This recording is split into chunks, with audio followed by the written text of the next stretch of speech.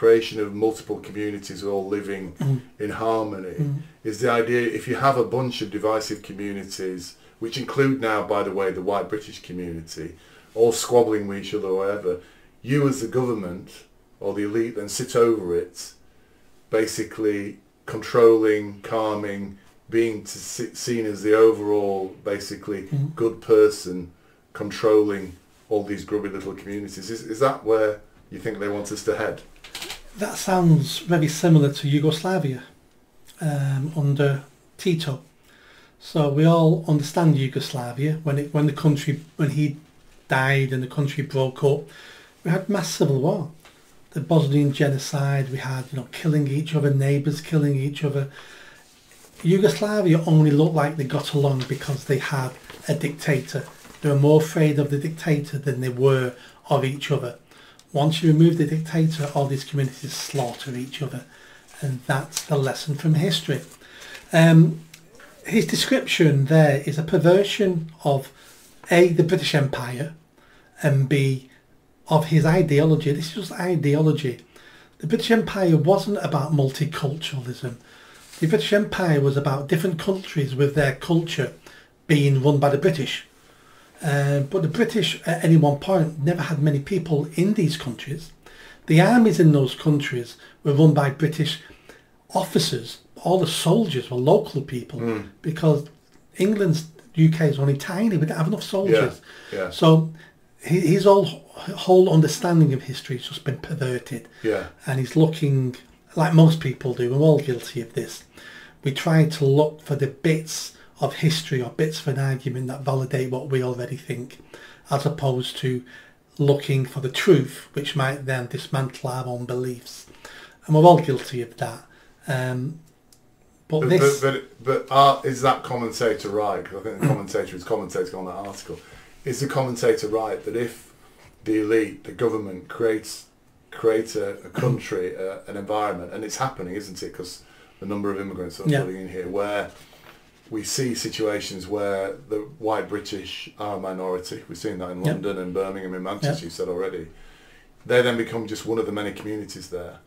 Yes, I don't think this has been done by design necessarily. Right. But I think once the reality is here, it makes perfect sense for politicians to make the most of the situation on the ground. Yeah. And it makes it's common sense that if you're trying to run London, and London is now made up of 20, 30 different communities, you can either let them complain between themselves about how shit the government is and how shit the mayor is, or you can have them arguing against each other and leaving me, the mayor, alone. Yeah.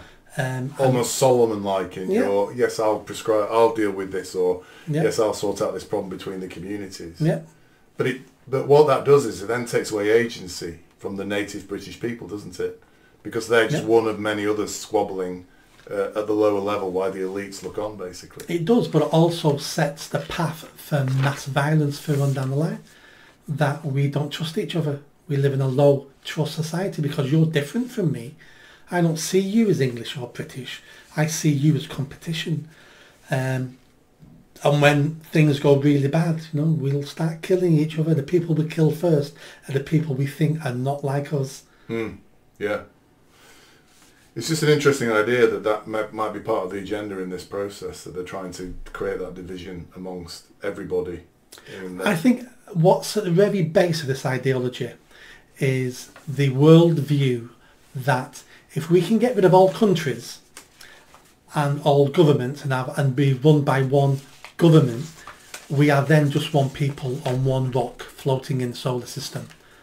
That will end all wars, because we're just one government with one people. There'll be no more Indians, Nigerians, Pakistanis, Bangladeshis. We're all one people. No more war. We can share resources across the world, and that'll be the fairest we'll ever have. That's their base dream. It's a nice dream to have. You can't call someone evil for wanting that. That sounds fantastic. To get us to that will require someone 1,000 times more worse than Hitler to get us to that stage. Yeah. Their dream is just a dream. Yeah. We may get there eventually, but it might take 100,000 years. Slow change. They're trying to do it in several generations, and the amount of violence that will take will be horrendous. It's a communist dream, isn't it, at the end of the day? Did you enjoy that video? I think you did.